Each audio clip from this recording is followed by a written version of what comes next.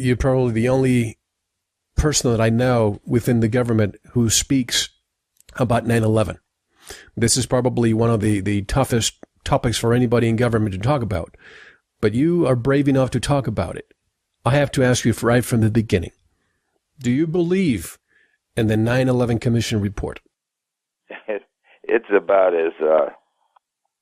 it's about so similar to the Warren Commission, the JFK matter. It's almost a farce. I was told exactly what happened to JFK, by the way. I was told by the man who was responsible for his death. Literally. Can you talk about it? Yes.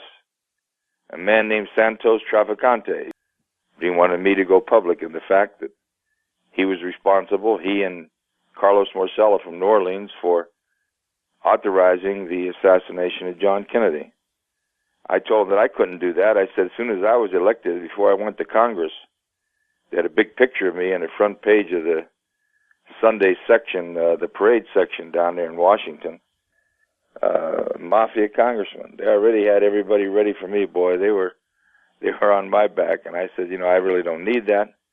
I said, but I told him and instructed him that he should go forward. What a lot of people don't know is Santos Traficante, on his deathbed, gave a dying declaration that he was responsible for the assassination of John Kennedy. Oh, it appeared in the back pages, so remote and obscure, I doubt anybody listening to this broadcast ever seen it, heard it, or even read it or heard about it. But what he said was that he was responsible, and the Justice Department, which normally doesn't make any comments, they basically gave a little 2-sentence disclaimer that said that he's nothing but a dying mobster attempting to memorialize his name with that of a great and famous American, period. There's no truth to it, period. And that was the end of it. The bottom line is Santos Traficante and Carlos Marcello had the contract from the Central Intelligence Agency to kill Castro. The operation was set up in New Orleans. That's where Jim Garrison got the jurisdiction because of the fact that Lee Harvey Oswald was in New Orleans at the time. The program was called Operation Mongoose. If you've seen the movie by Oliver Stone. Sure. I give Stone a lot of credit because he at least had the courage to say, look, this certainly was a cover-up, and there's only one entity in the world that's powerful enough to cover this up. It's the federal government, the U.S. government. Therefore, the U.S. government is culpable. And he basically stated that, the military-industrial complex and with ties into all these different people. Well, the bottom line was the Central Intelligence Agency hired Santos Traficante and Carlos Marcello to kill Castro. As they were mobilizing, preparing for, in fact, that event, a man named Jimmy Hoffa went to the mobsters up in Detroit and said, look, you guys elected these guys, get Bobby Kennedy off my back. Bobby Kennedy was the most powerful attorney general in U.S. history. His brother was president. The people in Detroit went to Chicago to Giancana. Giancana evidently made contacts with the father, Joe Kennedy, but also asked Frank Sinatra to visit the White House, which he did. And the brothers just disrespected Sinatra and didn't even let him in the White House. It was really a situation where Sinatra felt really rebuffed because he did a lot of fundraisers around the country with Sammy Davis Jr. and Dean Martin to help elect Kennedy. Well, the bottom line occurred when Kennedy was supposed to stay out at Sinatra's house. He was making a speech out there. And Frank Sinatra spent $1 million for an addition on a house for a one-night stay of Jack and Jackie Kennedy. And at the last minute, the Kennedys not only rebuffed them at the White House, they canceled their visit, and he stayed at Bing Crosby's house, further infuriating Sinatra. Sinatra back to Giancana. Giancana and all those guys got together. And the bottom line is, what the hell are we going to kill Castro for? The casinos down there were trashed. Cuba was destroyed. There was no money there. And they decided to kill Jack Kennedy. Nothing to do with John Kennedy. John Kennedy was killed to get rid of his brother, Bobby, as Attorney General. They knew he would not stay. They could talk about all the conspiracy theories they want. The bottom line is our government had to cover it up because Santos Traficante told them. They knew who killed him. He told them, he says, if you come after me, he said, I'll announce to the world you hired me to kill Castro. And that would have had every nation in the world supporting Soviet missiles in Cuba, protect the sovereignty of Castro. And that's the Kennedy thing. Now, everybody could talk about all they want and all the things they want, but that's what happened to John Kennedy. All of these theories, all these facts, it was simply to get rid of the Attorney General, Bobby Kennedy. It started with Jimmy Hoffa. Interesting. But now, on 911, here's the information I was starting to get. Okay. I was getting calls that there were people in very high places that received an awful lot of money on arms transactions, illegal arms transactions. Now, every time I have handled a case, and I investigated a case, and I announced my findings on television or wherever, I had been able to corroborate those findings. I didn't have time to corroborate the information I'm getting, and I don't discuss it publicly. But there were several powerful people in the United States government that were involved through a broker out of England with this Al-Qaeda group and other terrorist groups.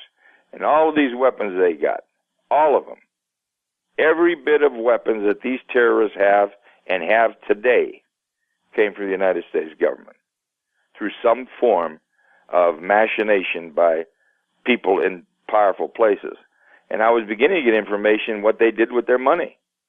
How one person supposedly had a member of his family that had $1 million loan that was forgiven. Another person who had tremendous amount of money that had oil interests in an African nation now. But the only thing I could come to learn about it was I was starting to get information that there were people involved that have never been discussed by the 911 Commission or never even too hardly alluded to by the press. And that was an involvement of Israel in this process. Now, I've been labeled anti-Semite, and I'm sure that this will further, have me castigated. And I've never really talked about that, Mel. I've never talked about it because I've never corroborated it.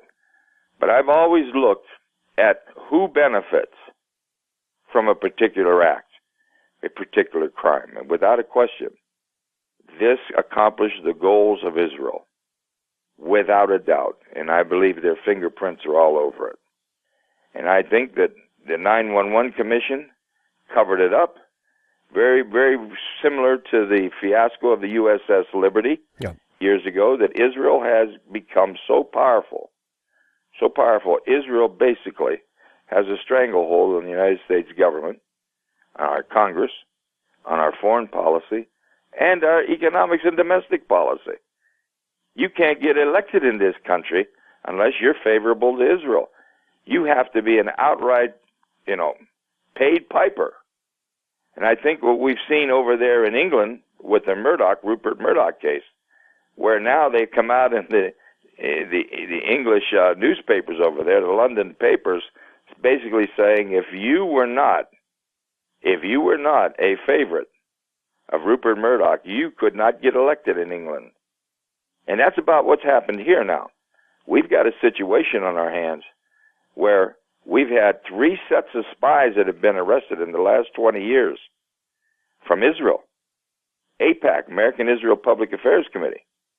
Now, they want Pollard released, and they will get him released.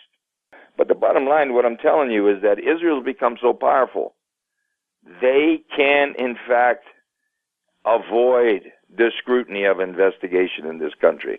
Now, all of these people who have been arrested, if you think about these Israeli spies, but the first 2 that were arrested, they influenced America to go back into Iraq. The last 2 were influencing America to attack Iran. Enough is enough. And everybody's afraid to say it. If you say it, you're an anti-Semite. Well, who the hell is concerned about our country? Are we a member of Congress for the United States of America? And I said on the floor one time, I wasn't elected to represent any other nation. I wasn't elected to the Knesset or the Diet. I was elected to Congress. And that's the only concern. So I think that the 911 Commission is absolute farce, a joke, just like the Warren Commission was. But you see, I believe that these people on these commissions, they have to toe the line. That's why they're selected. And if they don't, they basically believe that they're helping America by towing the line. Now, as far as Lee Harvey Oswald is concerned, this is one of probably the biggest travesties in American history. Here's a man that goes down as villain number one all time in America. The truth of the matter was, Lee Harvey Oswald was CIA, Mel. One of the documents that I had when corroborating my information was that Lee Harvey Oswald abandoned and renounced his American citizenship. He went to the Soviet Union. He became a Soviet citizen, married a Soviet woman. Marina. And then came back to America. You know how he got back to America, Mel? His transportation flight was paid on a U.S. Treasury draft issued from the United States State Department. They can't hide that any longer. He was not a killer of Jack Kennedy. He was going to participate in the assassination of Fidel Castro. And this is how Jim Garrison got into this. And I'd just like to say this. A guy who has been ridiculed, has been denounced, has been belittled, really insulted, demeaned. The only court of law to look at the Kennedy assassination was a county courthouse in New Orleans, Louisiana. Good God. And the reason why Garrison was able to get some jurisdiction is Lee Harvey Oswald operated in and around New Orleans. Now, remember, our government denied that all of these guys, Fury and the people that he was prosecuting, were CIA. Now it come out that our government lied and ringed the trial. They were CIA agents. They were all involved with the CIA. And Garrison could have blown it open. There's no question. But when they raided finally and they investigated and looked at Operation Mongoose in New Orleans, here's Lee Harvey Oswald, who was on radio talk shows and television talk shows as a proponent of Castro, saying our policies were wrong, Castro's a good guy. Hell, people he actually would physically beat him up. He had an office in Operation Mongoose. The agents, the entity that was in fact put in place to kill Castro. Really, it was an amazing sting. That's why he set him a patsy. The FBI met with him for 12 hours. There's not a tape. There's not a note. There's not a 302. That's an FBI reporting form on that 12 hours. All you know about Lee Harvey Oswald is what he said on national television that, quote unquote, I'm a patsy. And he was. He was to shoot over the president with a gun that he got in mail order in his own name. His picture was to appear in every newspaper, Mel, and that man was going to get political asylum in Cuba. That was the program of Operation Mongoose. And when he came down out of that school book repository and they said the president's been killed, he realized what happened. They used him. They framed him. The mob literally used him. The mob's not dumb. See, and everybody says, oh, the mob couldn't do that, Traficant. And some of these people are saying, well, Santos Traficante, he was just a small-timer. Let me tell you something. The big mobsters are the ones you never hear about. He controlled all the heroin, all of the refining labs in Sicily. Most of the heroin had come into this country. All of that money. And another thing a lot of people don't know, and he told me personally, he used to basically control Cuba. And before Las Vegas, Cuba was where everybody went. Literally, it was the vacation resort in the world. The bottom line was that's what happened to Jack Kennedy. But now we're looking at 911. I'm starting to get close. I'm starting to get information. By the nature of what I'm starting to do, I think people were starting to get concerned about, worried about what I was going to do, because I was able to bring out the facts on Nicaragua. I went down to Nicaragua. I spent almost a week in Nicaragua. I went further north up into Contra territory than anybody had ever gone, and met with small villages there and knew exactly what was going on. But the thing that troubled them also, and I think had much to do with my situation personal, was the Pan Am situation, Mel. Yeah, tell me about Pan Am, 1988, Flight 103. Mel, I'm the congressman that got the confidential intelligence report that was given to me under my door in Washington, my eyes only, And when I got it and started to read it, you could tell it was an intelligence report. You couldn't believe all of it because nobody is going to perhaps give you everything so that the report can reflect back to them. Mm-hmm. But basically, here's what it said. That Pan Am 103 was, in fact, a retaliatory response of state-sponsored terrorism. It said Iran hired 2 international terrorists to put together a team to respond in kind for America having shot down that Iranian Airbus with 360 innocent civilians on it, Iranian civilians. You remember that? Yep, I do. And it said they hired Mansour al-Qassar of Lebanon and Ahmed Jibril of Syria, and that they put together a team. Now, Qassar was a very interesting element of this, because Qassar was a CIA operative working out of Beirut, the Beirut, Lebanon office. And he was right at that point on assignment working with the Iranian government to get 8 of our hostages released. At the time, we had 8 hostages over there, if you recall. Yep. Now, he had been successful in getting 3 French hostages released from Iran, and the CIA considered him an invaluable asset. Well, what happened was they're not finding too much success, and the CIA, unbeknownst to Beirut, Lebanon, sends a team of 5 CIA agents over, headed by Army Major McKee on loan from the Army to head this up, to basically inform the CIA and say, what's going on? Why is there no progress with this, with the 8 hostages? McKee and the 5 agents discovered the fact that Qassar is the biggest heroin dealer in the world. He controlled all the heroin out of the Golden Triangle.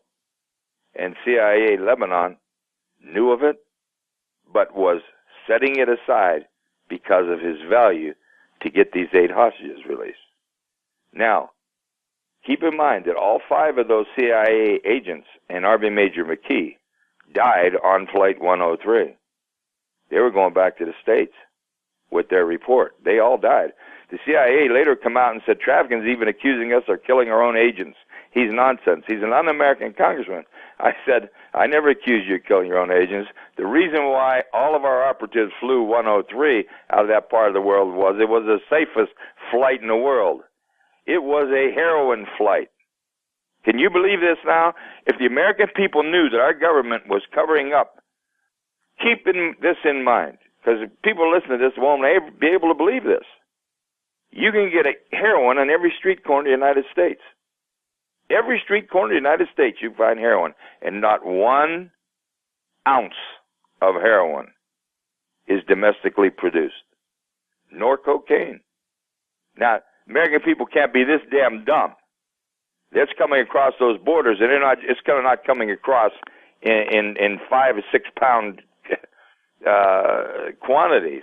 But back real quick here to 103. Sure. I checked out several things in this report.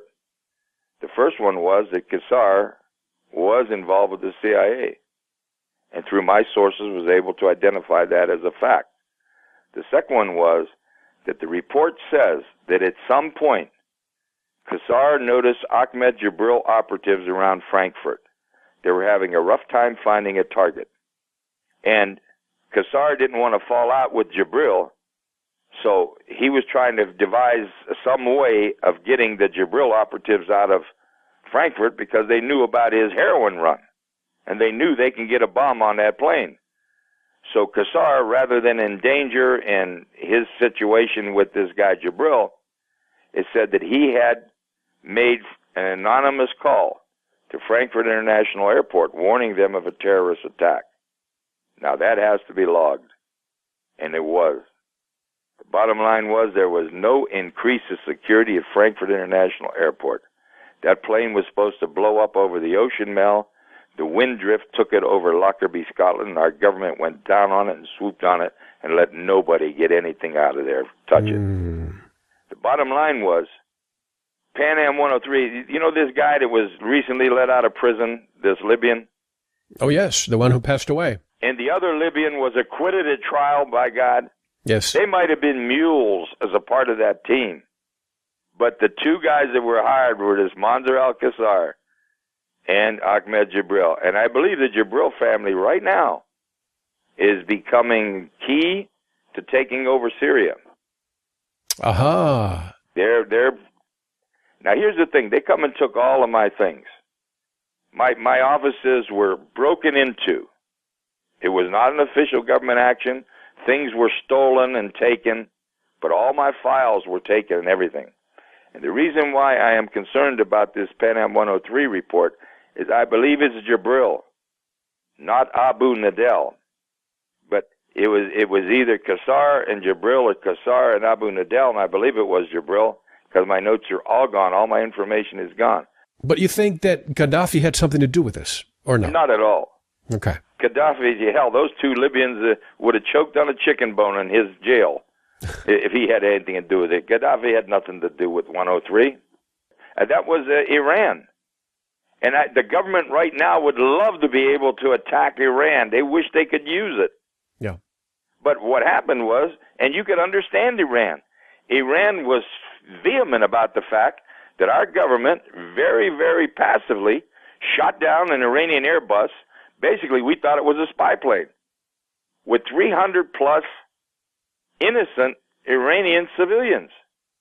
That was a terrible act. And they hired these guys to respond in kind. And that's what Pan Am 103 is about. They can give all the malarkey they want. They end up giving all of these money to the victims' families to buy them off. They made it look like, we're dragging the innocent victims up out of the dead with conspiracy theories. The government is very strong, but that's what happened to 103, Mel.